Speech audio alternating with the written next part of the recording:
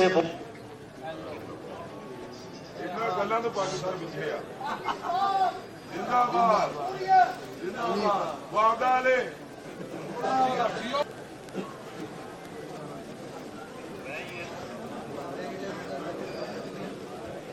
9 मई के हवाले से भी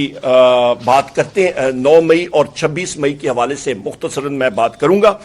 फेडरल मिनिस्टर यानी कि मोहसिन नकवी जो इंटीरियर मिनिस्टर है इस वक्त, उसने वाजे तौर पे ऑन रिकॉर्ड है, आप प्रेस के साथियों ने कवर किया था कि डी चौक हम लोग 5 मिनट में क्लियर कर देंगे। तो वहां पे उनके अहल खाना ने बताया कि स्टेट लाइफ बिल्डिंग जो है उसके ऊपर से फायर आए थे। ये तासुर मिले कि वो ये सब कुछ अपने लिए कर रहे हैं, वो पाकिस्तान के अवाम के लिए जेल के अंदर हैं। वो यही है कि तमाम सियासी कैदियों को रिहा किया जाए। उन्होंने ना सिर्फ गाड़ियां ली, कानून को तोड़ा और उसमें नवाज शरीफ की BMW जो कि बुलेट प्रूफ गाड़ी थी 6 के आगे जाते हैं अलकादर ट्रस्ट। इस जबकि आपको याद है कि जरदारी साहब का बिलावल हाउस लाहौर में 5 अरब रुपए का आज से 13 साल पहले बना।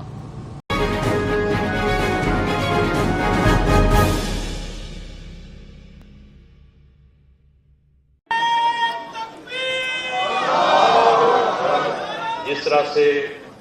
ख्वाजा साद रफीक साहब ने बताया कि उन्हें शहीद कर दिया गया सिर्फ इस बात पे कि वो उस वक्त के जो हुक्मरान थे, हुक्मरान सियासी जमात थी, उनसे वो ਗੱਲਾਂ ਤੋਂ ਪਾਕਿਸਤਾਨ ਪਿੱਛੇ ਆ ਜ਼ਿੰਦਾਬਾਦ ਜ਼ਿੰਦਾਬਾਦ ਵਾਅਦਾ ਵਾਲੇ ਜੀਓ ਮੋਟਾ ਜੀਓ ਮੋਟਾ ਜ਼ਿੰਦਾਬਾਦ ਹੋਈ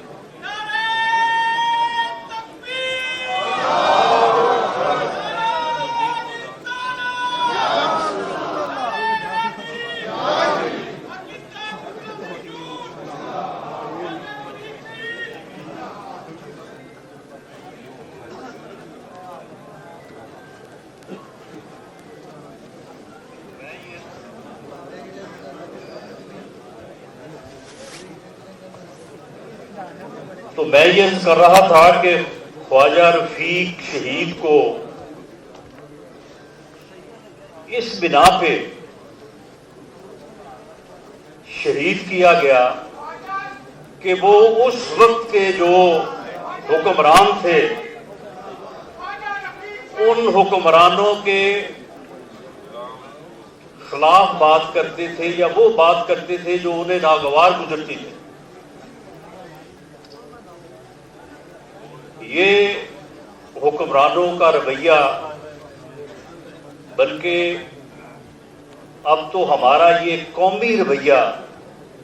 जो है वो बनता जा रहा है, बल्कि बन चुका है कि हम हर वो बात जो बात हमारे नुक्ता नज़र से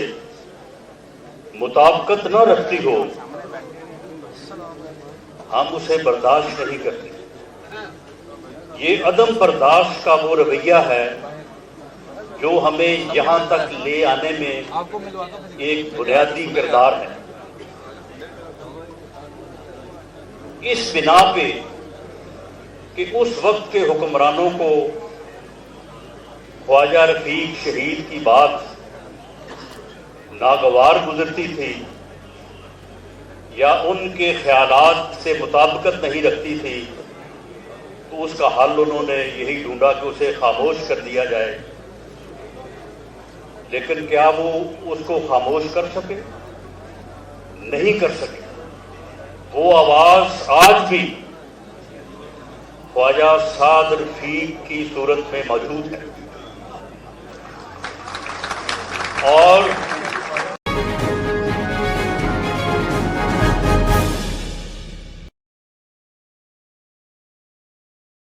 और इसके साथ साथ मैं ये भी कहता चलूं ख़वातीन और हज़रात के हम लोग 9 मई के हवाले से भी बात करते हैं। 9 मई और 26 मई के हवाले से मुख्तसरन मैं बात करूंगा कि 9 मई और 26 मई का हमारी 26 नवंबर और 9 मई के हवाले से मैं माजरत चाहता हूं, 26 नवंबर और 9 मई के हवाले से کہ ہماری مذاکراتی ٹیم کا ایک یہ ڈیمانڈ بھی ہے،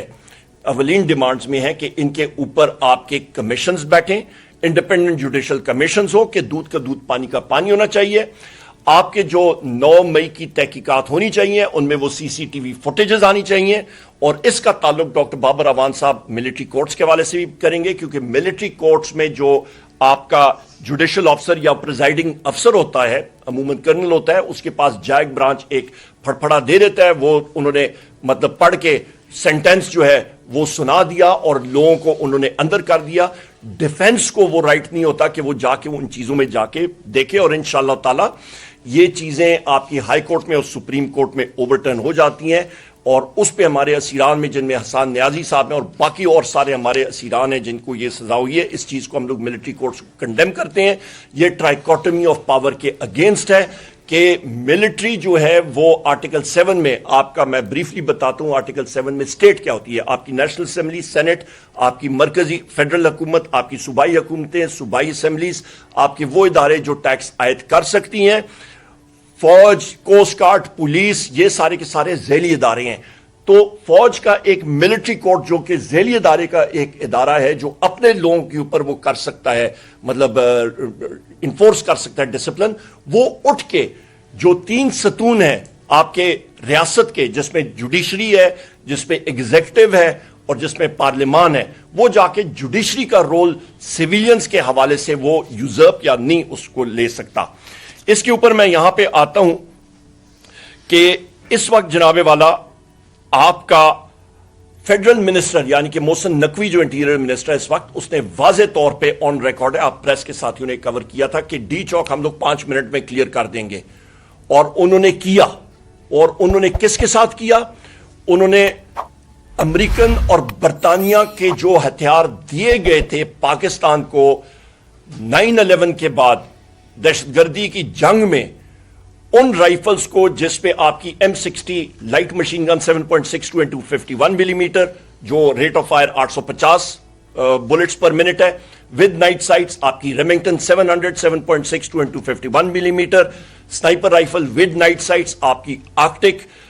7.62 into 51 ملی میٹر، یہ کیلیبر ہے اس کا ود نائٹ سائٹس. یہ برطانیہ کی رائفل ہے سنائپر رائفل. یہ وہ رائفلز ہیں جو استعمال کی گئی ہیں، اور اس کی زندہ مثال یہ ہے جناب والا کہ جس وقت تیمور خان اور میں خود ہم لوگ گئے تھے محمد ادریس صاحب شہید کی فاتحہ خوانی کے لیے،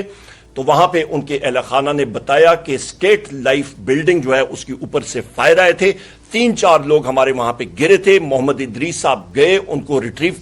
کرنے کے لیے گئے، اور ان کو پھر ہپ میں گولی لگی، اور وہ گولی، یہ گولیاں میں یہ بھی بتا دوں کہ یہ 7.62 into 51 ملی میٹر کی گولی، اس کی سپیڈ تقریباً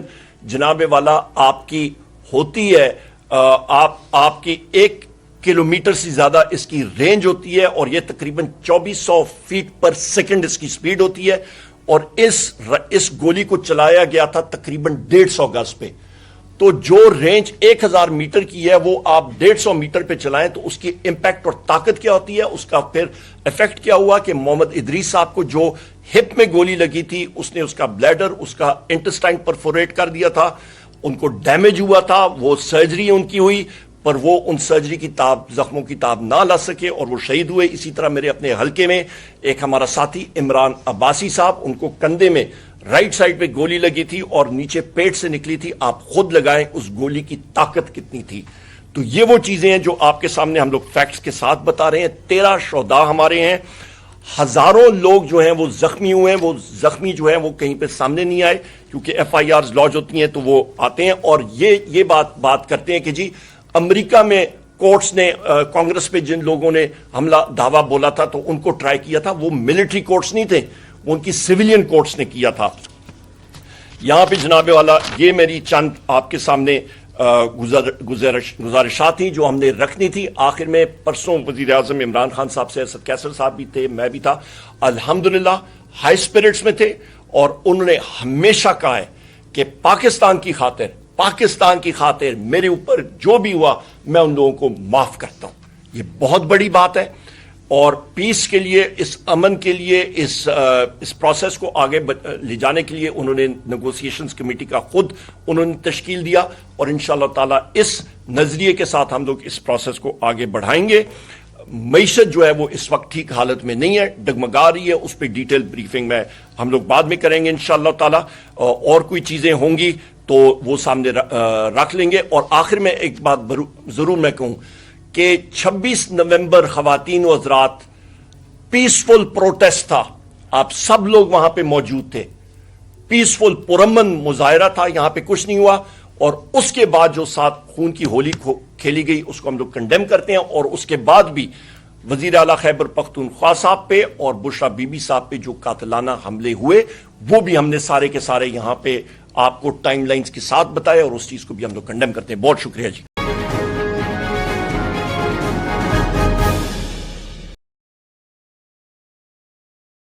کہ ہماری جو مذاکرات ہو رہے ہیں پیرللی، اس میں اس قسم کا تاثر ہم بالکل رد کرنا چاہتے ہیں کہ یہ کوئی ایسی نیگوسیشن ہو رہی ہے جس میں کہ بانی چیئرمین عمران خان وہ اپنے لیے کوئی گنجائش ڈھونڈ رہے ہیں۔ ایسا بالکل نہیں ہے۔ انہوں نے واشگاف الفاظ میں کہا ہے، کل پرسوں ہی کہا ہے کہ وہ کسی بھی ایسی ارینجمنٹ کا حصہ نہیں بنیں گے جس میں کہ یہ تاثر ملے کہ وہ یہ سب کچھ اپنے لیے کر رہے ہیں۔ وہ پاکستان کے عوام کے لیے جیل کے اندر ہیں، اور انہوں نے جو ایک اصولی موقف اپنایا ہوا ہے وہ اس پہ وہ قائم ہے، اور جو بھی مذاکرات ہوں گے وہ اسی کے تناظر میں ہوں گے۔ اور ان کی جو پہلی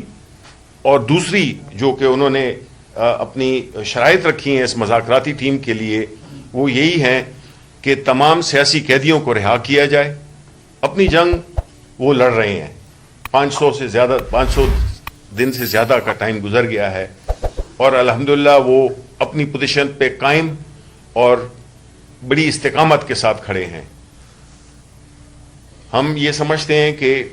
جو مذاکرات کی کامیابی اور ناکامی اس کی ذمہ دار کون ہوگی، وہ یہ جو ایک حکومت برائے نام حکومت ہے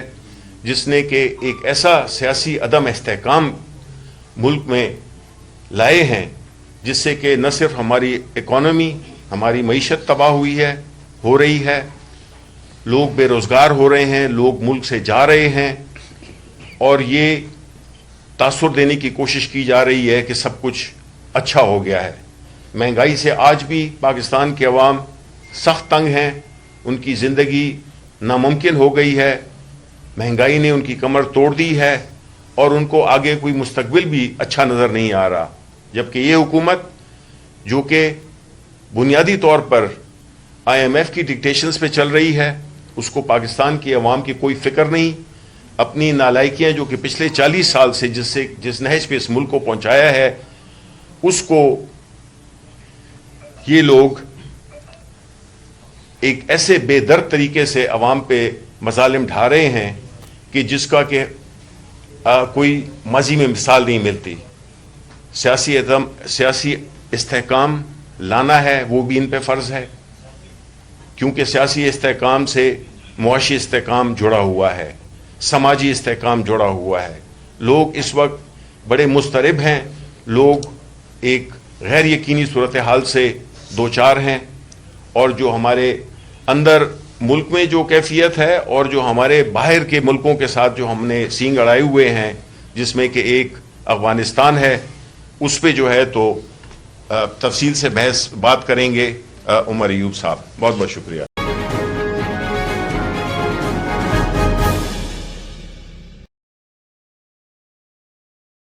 جو خان صاحب نے جج کو بھی کہا ہے کہ جی قانون یہ ہے اور سپریم کورٹ کا فیصلہ ہے کہ آپ روٹین میں وہ کیسز چلائیں گے، جو پہلے کیس ٹیک اپ ہوا ہوگا وہ پہلے چلائیں گے، جو بعد والا کیس ہے وہ بعد میں چلائیں گے۔ اور آپ کو پتہ ہے کہ یوسف رضا گیلانی، نواز شریف اور آصف علی زرداری کے خلاف ریفرنسز فائل ہوئے تھے، جو قانون کی تبدیلی کے بعد اب آٹومیٹیکلی یہاں FIA کے کورٹ میں چلنے چاہیے۔ تو جج صاحب سے سوال کیا کہ جو 10 سال پرانے کیسز ہیں ان کو تو آپ ٹیک اپ نہیں کر رہے، اور آپ نے میرے خلاف کیسز کو فاسٹ ٹریک پہ چڑھا دیا ہے۔ ہمیں کوئی اعتراض نہیں ہے، ہم کیسز کو ڈیفینڈ کریں گے، لیکن آپ ذرا یہ بھی دیکھ لیں کہ جو قانون کے مطابق گاڑیاں نہیں لے سکتے تھے، انہوں نے نہ صرف گاڑیاں لیں، قانون کو توڑا، اور اس میں نواز شریف کی BMW جو کہ بلٹ پروف گاڑی تھی 6 لاکھ میں اس نے لیے۔ وہ جرم جو ساری دنیا کی آنکھوں کے سامنے کیا ہے، آپ اس کے خلاف پوری ریاست بھی خاموش ہے، پوری پراسیکیوشن بھی خاموش ہے، پوری FIA کی عدالتیں بھی خاموش ہیں، FIA اور نیب بھی خاموش ہے۔ جج صاحب کو آج عمران خان صاحب نے یہ کہا، اور یہ ان کا قوم کے نام پیغام بھی ہے کہ یہ سوائے پولیٹیکل وکٹمائزیشن کے اور کچھ بھی یہ کس کیس میں نہیں ہے۔ اس کے آگے جاتے ہیں القادر ٹرسٹ، اس کے بارے میں تفصیل سے بعد میں بات کریں گے پرسوں کو انشاءاللہ، لیکن جس کیس میں کوئی نقصان نہیں ہے، جس کیس میں سوائے اس بات کے کہ پاکستان کو 190 ملین پاؤنڈ ملے، پاکستان کی تاریخ میں پہلی مرتبہ باہر سے پیسہ آیا، اس میں تو آپ نے ایک چیریٹیبل ایشو کو تو آپ نے ان کو ملزم بنا دیا، جبکہ آپ کو یاد ہے کہ زرداری صاحب کا بلاول ہاؤس لاہور میں 5 ارب روپے کا آج سے 13 سال پہلے بنا، اور اس کے بدلے میں زرداری کی سندھ گورنمنٹ نے وہاں ملک ریاض کو کراچی میں زمینیں دیں، جس کو سپریم کورٹ نے نوٹس لیا۔ آج تک کوئی کیس نہیں ہے، اس وقت بھی کوئی کیس نہیں ہے۔ پھر یہ جو NCA کے ساتھ معاہدہ ہے، حسن نواز نے ملک ریاض کو 9 ارب روپے کی پراپرٹی لندن میں 18 ارب روپے میں بیچی، یہ ہے اصل ایشو، یعنی وہ 9 ارب کی رشوت لی، جس کو NCA نے کہا کہ یہ سسپیشس ٹرانزیکشن ہے۔ اب اس 18 ارب میں سے اس کے اوپر تو آپ نے کوئی ایکشن نہیں لیا آج تک، نہ کوئی مقدمہ بنا، نہ اس کے اوپر ایکشن ہوا، نہ نیب بھی خاموش، FIA بھی خاموش، ہمارے ریاستی ادارے بھی خاموش۔ اس کے ساتھ گندم سکینڈل، ابھی آپ کے سامنے $1 بلین کی وہ فراڈ ہوا، اس کے بارے میں کوئی رپورٹ آج تک سامنے نہیں آئی۔ لیکن جب ریاستی ادارے، جب ریاست ہی اس طرح کی حرکتوں میں ملوث ہو جائے کہ وہ اپنی ایک ریٹ قائم کرنے کے لیے اور جو آنیسٹ لوگ ہیں ان کے خلاف ایکشن لینے کے لیے اس طرح کی حرکتیں کرے گی، تو لوگوں کا مسٹرسٹ ہوگا، اس ذریعے سے پھر انویسٹمنٹ نہیں آتی۔ اور اس سے آگے جو خان صاحب نے خود کہا کہ آج 2 بڑے معزز جج صاحبان، آپ کو پتہ ہے کہ راولپنڈی کا جج اعجاز آصف صاحب، اس کو SD بنا دیا کیونکہ وہ انڈیپینڈنٹ فیصلے کر رہا تھا۔ اسی طرح سرگودا اور میاں والی کے کیسز جنہوں نے فیصلے کیے، اس جج کو محمد عباس کو بھی OSD بنا دیا گیا، اور ان ججز کو نوازا جا رہا ہے جو ججز عمران خان کے خلاف فیصلے کرتے ہیں اور اپنے ضمیر کے خلاف فیصلے کرتے ہیں۔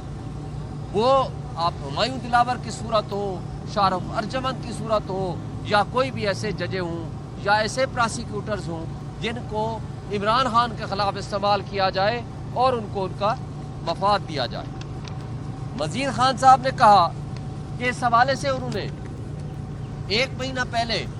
26 نومبر کو یہ قتل عام ہوتا ہے، اور آج تک ریاست پاکستان اس پہ خاموش ہے کہ مسنگ پرسن کہاں ہے۔